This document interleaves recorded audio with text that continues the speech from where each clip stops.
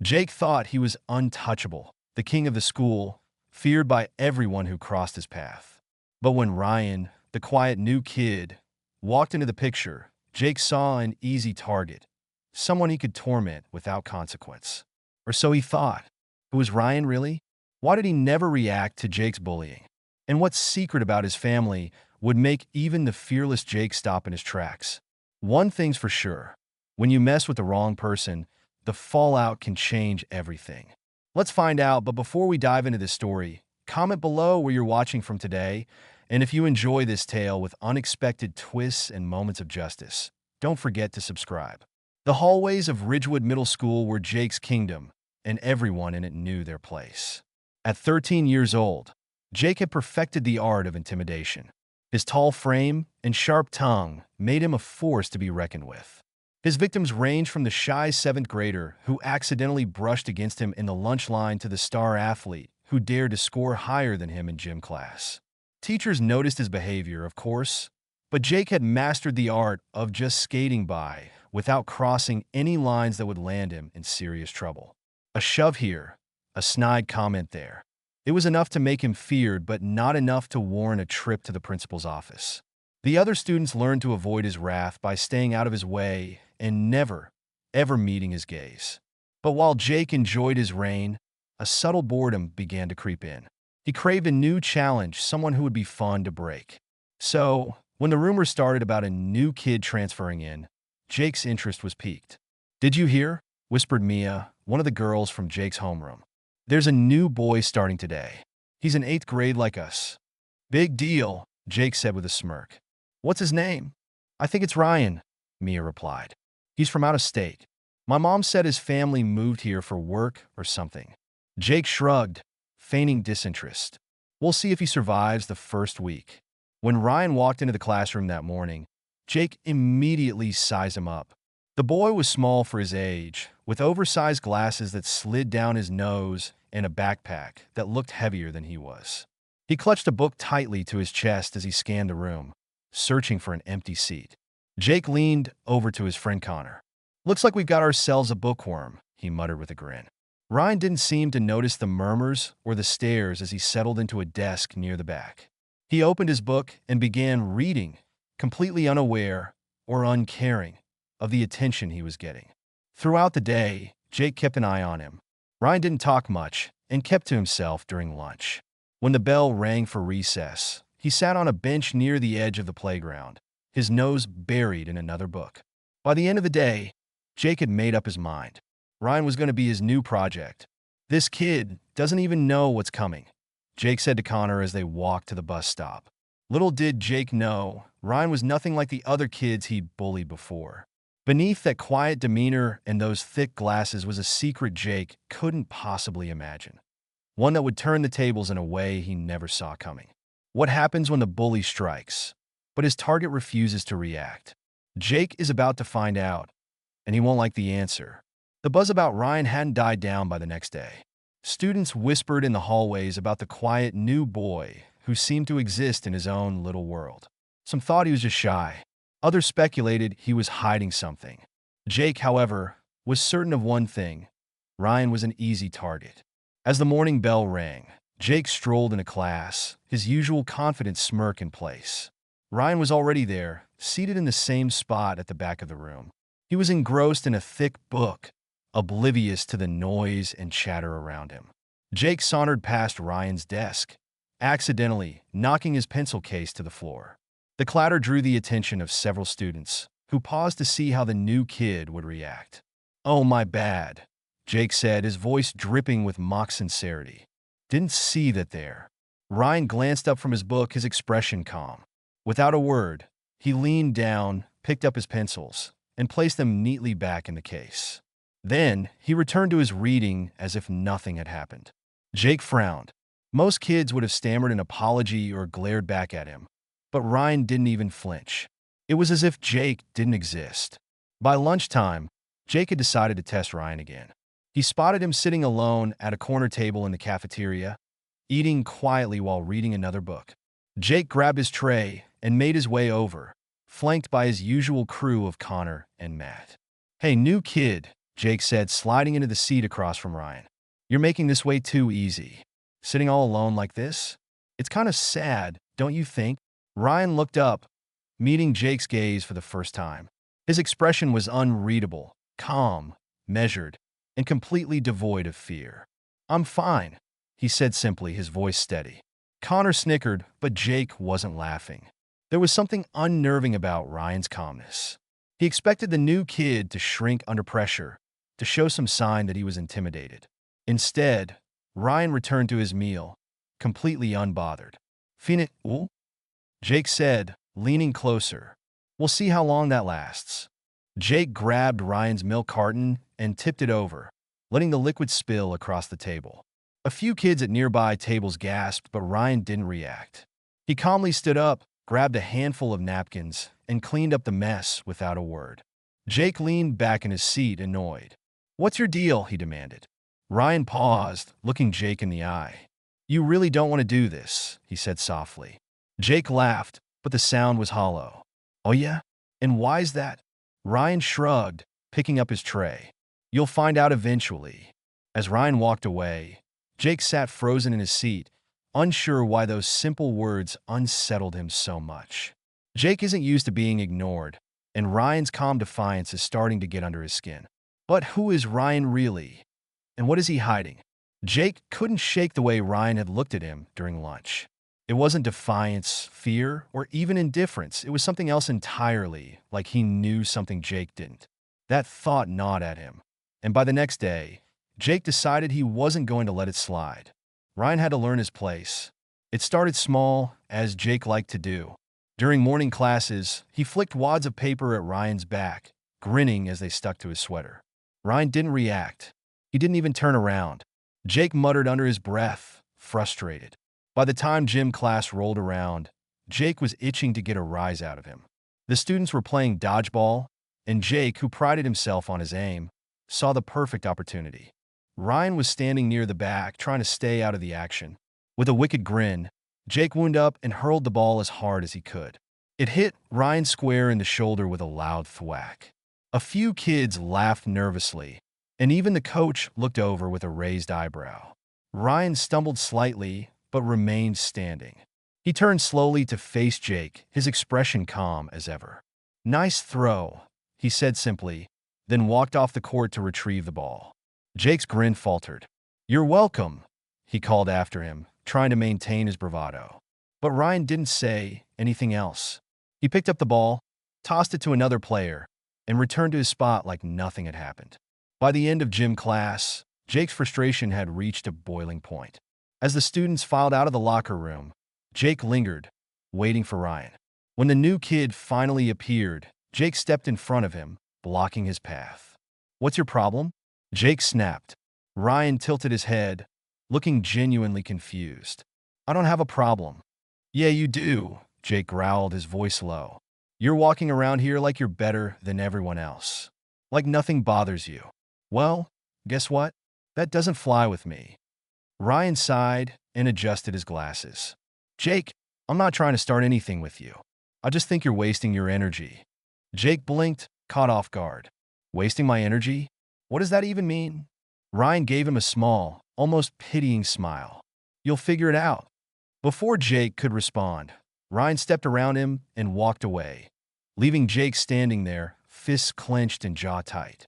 By the time school let out, Jake had made a decision.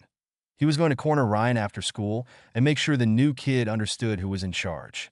Jake thinks he's about to teach Ryan a lesson, but when Ryan finally speaks up, his words will change everything. The bell rang, signaling the end of the school day, and Jake was ready. He had waited all day for this moment.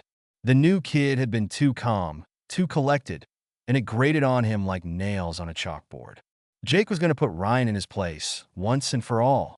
As the students streamed out of the school, Jake spotted Ryan by the bike racks, calmly unlocking his bike. Jake motioned to Connor and Matt to follow him.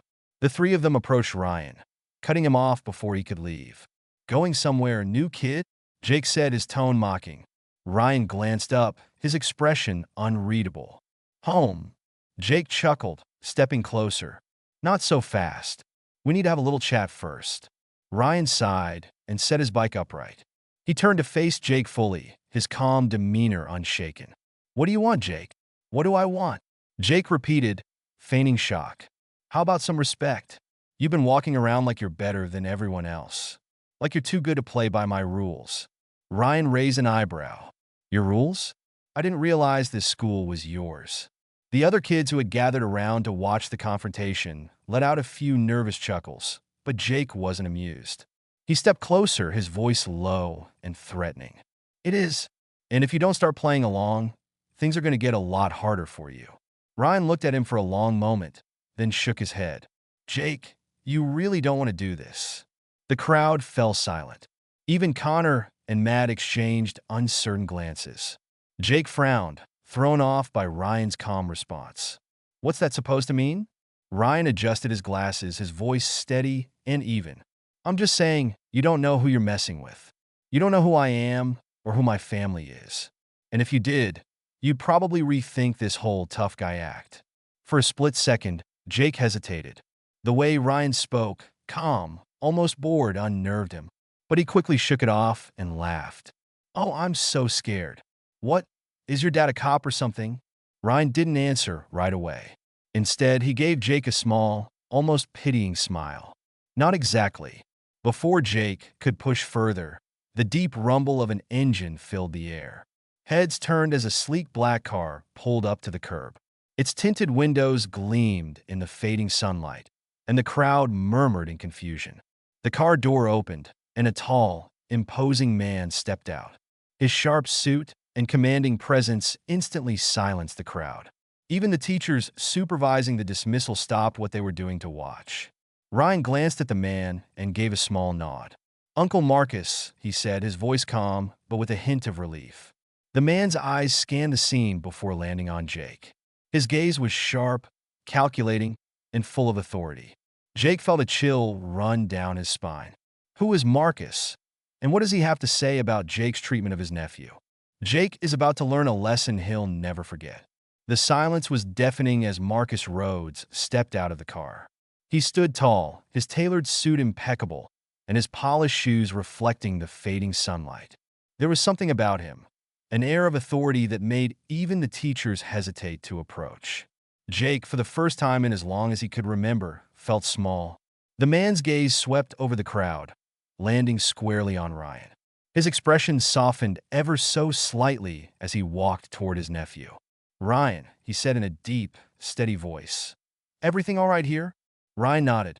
Yeah, Uncle Marcus. Jake was just introducing himself. The crowd murmured. Jake's friends stepped back instinctively, sensing the tension thickening in the air. Jake tried to keep his composure, but Marcus's piercing eyes shifted to him, and his bravado faltered. You must be Jake, Marcus said, his tone calm, but carrying a weight that made Jake's stomach churn. Jake swallowed hard, his voice barely above a whisper. Yeah. Marcus took a step closer, his imposing frame towering over Jake. I hear you've been spending a lot of time with my nephew, he said, his words slow and deliberate. Jake opened his mouth to respond, but nothing came out. Marcus didn't wait for an answer. I'm going to give you some advice, Marcus continued, his tone still eerily calm. In life, it's important to understand the consequences of your actions. Picking on someone who doesn't retaliate isn't a sign of strength. It's a sign of weakness. Jake's cheeks burned with humiliation as the crowd watched in stunned silence. Connor and Matt had all but disappeared into the background, leaving Jake to face Marcus alone. Marcus leaned in slightly, his voice dropping to a near whisper, but loud enough for Jake to hear. You don't know who you're dealing with, Jake. But let me make one thing clear. You won't lay a finger on my nephew again. Are we understood?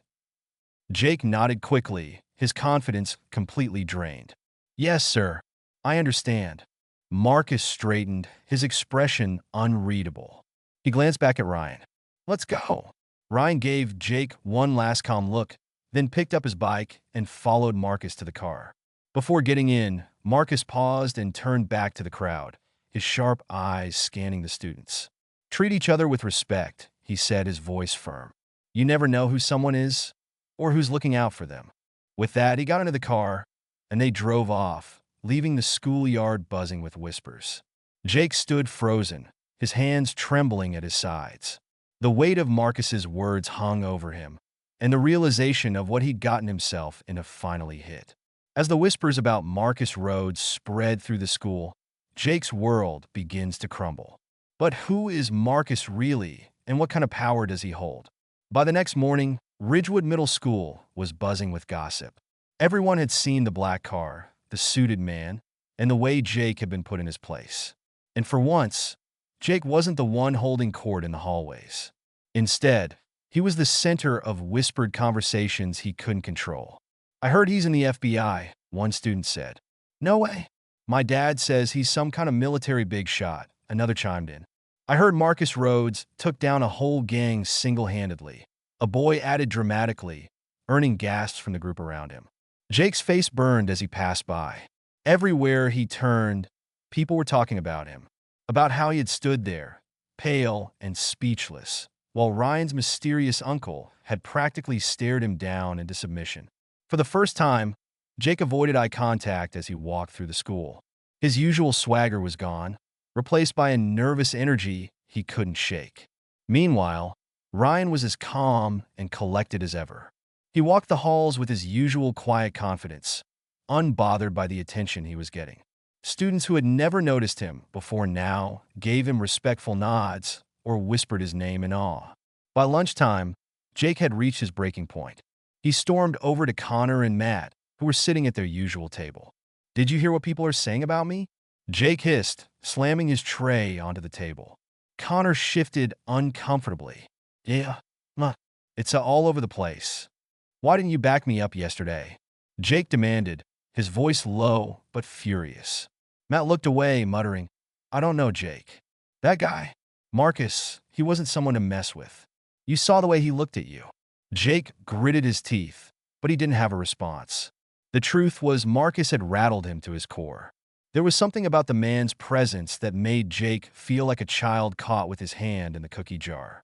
Across the cafeteria, Ryan was sitting alone again, eating quietly and reading a book. Jake watched him, a mix of anger and unease bubbling inside him. How could someone so quiet, so unassuming, suddenly have so much power over him? But Jake wasn't the only one watching. Other students kept sneaking glances at Ryan, whispering among themselves. "Do you think Marcus has other connections? What if his whole family is like that? I bet Jake's terrified of him now." Jake's fists clenched under the table. He wanted to stand up, to shout at them all to stop talking. But he didn't. Instead, he sat there, stewing in his frustration and humiliation. Jake might be down, but he's not out. Can he regain control of the school? Or has Ryan and his powerful family changed the balance of power for good? By now, the name Marcus Rhodes had spread like wildfire through Ridgewood Middle School. Even teachers were whispering about him, though they tried to keep it from the students. No one knew the full story, but everyone seemed to have their own theory. "He's a government agent. My mom said he's classified," Mia whispered to her friends during study hall. No, he's ex-military," another student countered. "Like secret missions and stuff. That's why Jake didn't even talk back to him." "Maybe he's in the mafia," someone joked, though their tone suggested they half believed it. Ryan, meanwhile, moved through the school as if nothing had changed. He still sat alone at lunch, still read quietly in the corner during free periods. But there was an undeniable shift in the way people treated him. He wasn't just a new kid anymore. He was the kid with the uncle. Jake, on the other hand, felt like he was drowning. His usual confidence had been replaced with a gnawing sense of paranoia. Every time someone whispered, he assumed it was about him. Every glance in his direction felt like mockery. He couldn't stop replaying the scene in his head, Marcus stepping out of that car. The way he looked at Jake like he could see right through him. Marcus hadn't raised his voice or even threatened him directly, but something about his presence had shaken Jake to his core. Jake had to know more. That afternoon, after school, Jake pulled Connor aside. "I need you to help me find out who this Marcus Rhodes guy is." Connor blinked in surprise. "Why? You trying to get revenge or something?" Jake scowled. "No, I need to know. There's something weird about this whole thing. Ryan's just some scrawny kid, but his uncle shows up in this fancy car, acting like he's the president or something. It doesn't make sense." Connor hesitated. What if he really is, like, dangerous? Jake rolled his eyes, though Connor's words hit a little too close to home. We're just looking him up online. It's not like he'll know. That night, Jake sat at his computer, typing Marcus Rhodes into every search engine he could think of. At first, nothing came up that seemed relevant, just random people with the same name. But after scrolling for a while, he found an article that made his stomach drop. The headline read, "Marcus Rhodes, the man behind the curtain of international security." The article detailed Marcus's career in government, from high-ranking intelligence work to advisory roles in global security operations. It hinted at his involvement in classified missions and described him as a man with unparalleled influence and resources. Jake leaned back in his chair, his mind racing. This wasn't just some random guy in a suit. Marcus Rhodes was the real deal. Armed with new knowledge about Marcus's past, Jake begins to realize just how deep he's in. But will this push him to back down or drive him to make a dangerous move? Jake couldn't sleep that night. The article about Marcus Rhodes replayed in his mind like a warning siren. Intelligence work? Classified missions? Unparalleled influence? It felt like something out of a spy movie, not Ridgewood Middle School. The next day at school, Jake avoided Ryan entirely. He stayed away from the bike racks, steered clear of the cafeteria corner where Ryan sat, and even skipped gym class to avoid any chance of crossing paths with him. Connor and Matt noticed the change, but they didn't say anything. Even they were too spooked to question Jake's behavior. But by the end of the day, Jake's avoidance started to morph into something else: anger. The whispers about Marcus hadn't stopped. If anything, they'd gotten louder. Jake couldn't escape the looks and murmurs of his classmates. Everyone seemed to be reveling in the fact that Ridgewood's king had been dethroned. By the time the final bell rang, Jake was seething. He couldn't let things end like this. He had to reclaim his reputation, to show everyone, especially Ryan, that he wasn't afraid. He waited by the bike racks again, pacing back and forth as students trickled out of the building. When Ryan finally appeared, calmly unlocking his bike, Jake stepped forward. "Ryan," he said, his voice sharp. Ryan looked up, his expression as calm as ever. "Jake." Jake felt his hands clench into fists at his sides. "We need to talk." Ryan tilted his head slightly, a hint of curiosity in his gaze. "About what?" Jake hesitated for a moment, then blurted, "Your uncle." At this, Ryan's calm demeanor seemed to shift slightly. Not fear, but something closer to disappointment. "What about him?" "I know who he is," Jake said, trying to sound confident. "I looked him up. All that intelligence work, the government stuff. You think that scares me?" Ryan didn't reply right away. He placed his bike upright and adjusted his glasses, looking at Jake with an almost pitying expression. "I don't think it scares you, Jake. I think it confuses you." The statement hit Jake harder than he expected. He stepped closer, lowering his voice. "You think you're so smart, don't you? Hiding behind him like that. Acting like you're untouchable." Ryan didn't flinch. "I don't hide behind anyone, Jake. My uncle came here because he cares about me, not because I asked him to. You're the one who made this about him." Jake's anger flared. "You're just some nobody," he spat. "You think people respect you now, but they don't. They're just scared of your uncle." Ryan's calm gaze didn't waver. "Is that why you're here? Because you're scared?" Jake froze. The question hung in the air, heavier than he expected. Before Jake could respond, Ryan spoke again, his voice soft but firm. "You can keep coming after me if you want, but it won't change anything. My uncle doesn't need to protect me from you. I can handle myself. But maybe you should ask yourself why you're so desperate to prove something." The word stung more than Jake wanted to admit. He stood there, speechless, as Ryan got on his bike and pedaled away, leaving Jake alone by the racks. Jake is forced to confront his own insecurities, but will this push him toward change or drive him further down a dangerous path? Jake was a storm cloud walking through Ridgewood Middle School. His usual confidence had crumbled, replaced by a simmering frustration he couldn't shake. Everywhere he went, he felt the weight of people's stares, their hushed voices rising and falling like waves of judgment. "Did you see Jake yesterday?" He totally froze when Ryan's uncle showed up. "Yeah, but who wouldn't? That guy looks like he could take down a whole army." "I heard Marcus Rhodes once worked with the president." Jake didn't stand a chance. Jake's fists clenched every time he heard Marcus's name. It wasn't just the humiliation. It was the fact that Ryan didn't even seem to care. Jake had expected him to gloat, to smirk, or at least to acknowledge that he'd won. But Ryan went about his day as if nothing had changed, quietly reading his books and ignoring the chaos his presence had created. By lunchtime, Jake couldn't take it anymore. He spotted Connor and Matt at their usual table and stormed over, slamming his tray down with a loud clatter. "This has to stop," Jake growled, his voice low but angry. Connor exchanged a glance with Matt. "What do you mean?" "All of it," Jake snapped. The whispers, the stares, everyone acting like Ryan's untouchable because his uncle wears a suit and drives a fancy car. Matt hesitated. "I mean, Jake, it's not just the suit. Did you read about him? Marcus Rhodes is legit." Jake shot him a glare. "I don't care who he is. Ryan's the one I have a problem with, not his uncle." Connor leaned forward, lowering his voice. "Look, Jake, maybe you should just let it go. People are already talking, and if you go after Ryan again, it's just going to make things worse." "Let it go," Jake repeated, his tone incredulous. "Do you hear yourself? I'm Jake. No one tells me what to do. Except maybe Marcus," Matt muttered under his breath. Jake glared at him, but before he could respond, he noticed Ryan walking into the cafeteria. As usual, he was alone, carrying a tray of food and a book tucked under one arm.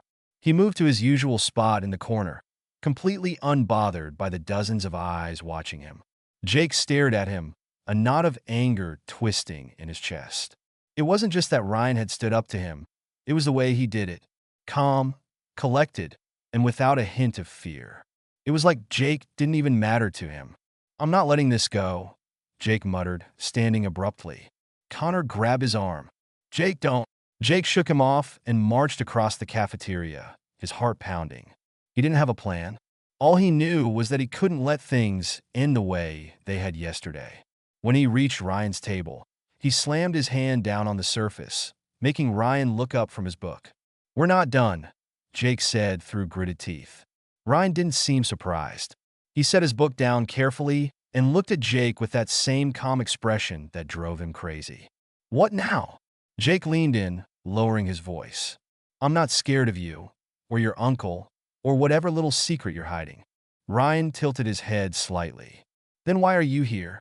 Jake opened his mouth to respond, but nothing came out. The question hung in the air, cutting through the noise of the cafeteria like a blade.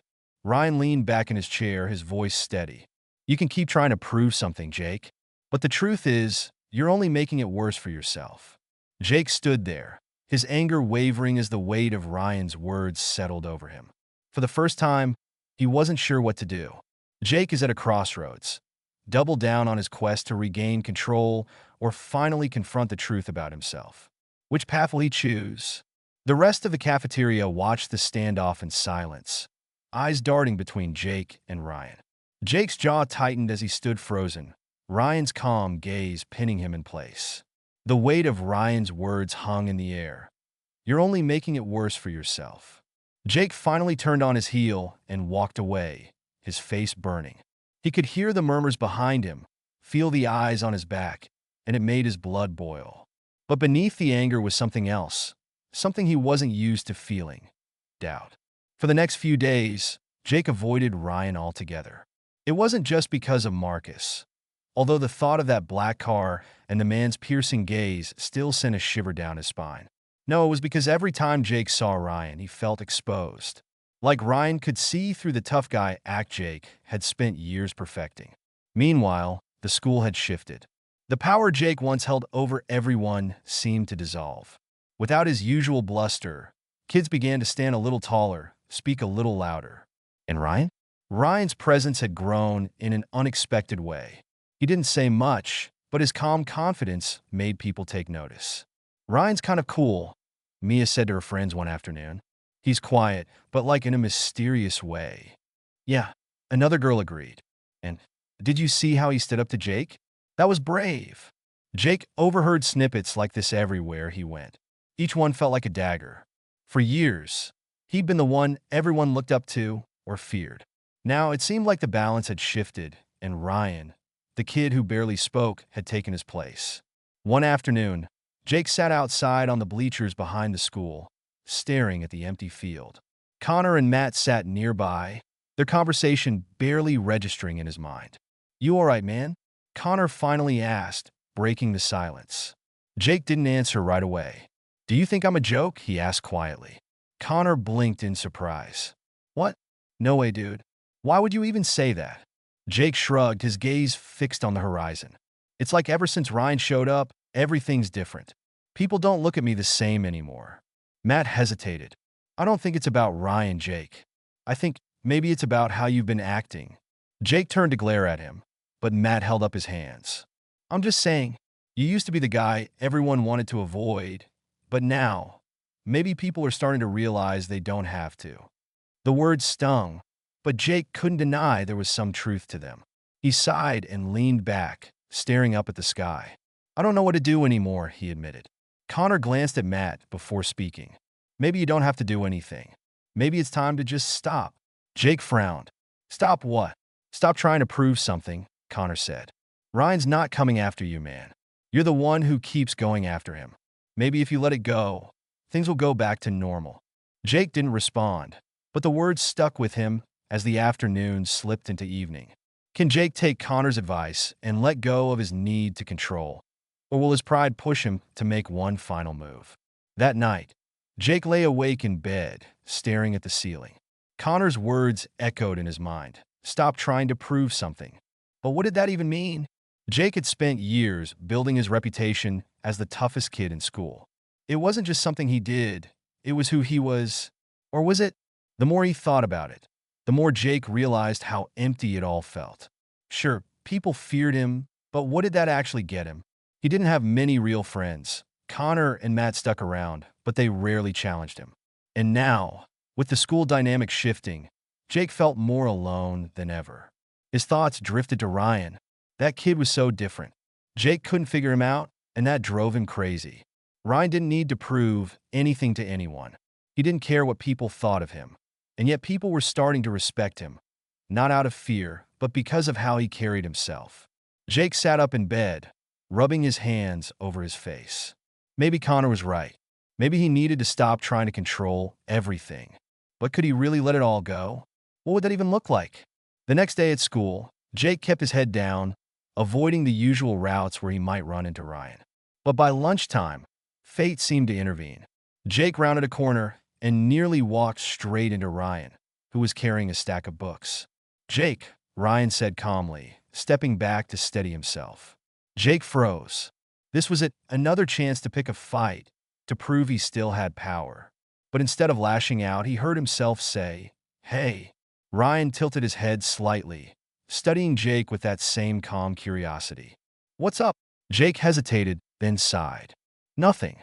Just sorry about the whole bike rack thing. And everything else." Ryan blinked, surprised, but his expression softened. "It's all right. Took you long enough, though." Jake let out a small, humorless laugh. "Yeah, I guess it did." Ryan shifted the books in his arms. "You know, Jake, you don't have to be the guy everyone's scared of. You're allowed to be something else." Jake frowned. "Like what?" Ryan shrugged. "I don't know. That's up to you. But you don't need to prove anything to me, or anyone else for that matter." Jake didn't reply, but Ryan's words stuck with him for the rest of the day. By the time school let out, Jake found himself standing by the bike racks again. Not to confront Ryan, but to reflect. For the first time, he let himself think about what kind of person he wanted to be. Someone people feared, or someone people respected. As Ryan rode past on his bike, he gave Jake a small nod. Jake nodded back. It wasn't much, but it was a start. Jake has begun to let go of his past ways. But can he truly change for good? And what impact will Ryan's presence leave on the school and on Jake's future? The following weeks at Ridgewood Middle School were different. Not just for Jake, but for everyone. The once dominant presence of Jake's reign had faded into something quieter. Students no longer walked the hallways in fear, glancing over their shoulders to avoid his gaze. Instead, they moved with a new confidence, as though the school had shifted into a more balanced place. Jake still felt the change most of all. At first, it had been strange to let go of the persona he had spent years building. He had spent so long making sure people respected, or feared him, that he didn't know who he was without it. But with time, Jake began to see that letting go didn't mean losing. It meant gaining something he hadn't realized he wanted: peace. He still hung out with Connor and Matt, though their conversations felt different now. Lighter. Jake even started talking to other kids he'd never paid attention to before. At first, they were cautious, unsure if this was some kind of trap. But when Jake didn't lash out or make fun of them, they relaxed, and for the first time, Jake started building genuine connections. As for Ryan, he remained as steady and quiet as ever. He still sat alone at lunch, still read his books during free periods. But the way people looked at him had changed. It wasn't fear, like they had for Jake, but respect. One afternoon, as Jake walked through the cafeteria, he noticed Ryan sitting at his usual corner table, reading. Without thinking, Jake grabbed his tray and walked over. "Mind if I sit?" Jake asked, standing awkwardly beside the table. Ryan looked up surprised and shrugged. "Sure." Jake sat down, feeling out of place, but determined to follow through. "What are you reading?" Ryan held up the book. "It's about strategy, kind of like a mix of chess and real-world problem solving." Jake raised an eyebrow. "Sounds complicated." "It's not so bad once you get the hang of it," Ryan said with a small smile. "You'd probably be good at it." Jake blinked. "Me? Why?" Ryan leaned back in his chair. "Because you're good at reading people. You just need to figure out what to do with that skill." Jake didn't know how to respond, so he just nodded. They sat in silence for a while, eating and occasionally exchanging a few words. It wasn't much, but it felt like progress. As the days passed, Jake continued to change, slowly but surely. He wasn't perfect, and there were moments when his old instincts flared up, but he was trying. And the more he tried, the more he realized how much better it felt to be respected for who he was, not for the fear he commanded. Ryan, for his part, never mentioned the incident with Marcus again. But he and Jake developed a quiet understanding, a truce that grew into something resembling friendship. By the end of the school year, Ridgewood Middle School had transformed. The students walked the halls with their heads held high, no longer ruled by fear. And while Jake would never fully admit it, he knew Ryan had been the catalyst for that change. As Ryan left school one afternoon, pedaling away on his bike, Jake watched from the steps. For the first time in a long time, he felt at peace. Because sometimes the strongest people aren't the ones who fight the hardest. They're the ones who show you there's a different way to live and give you the courage to follow it.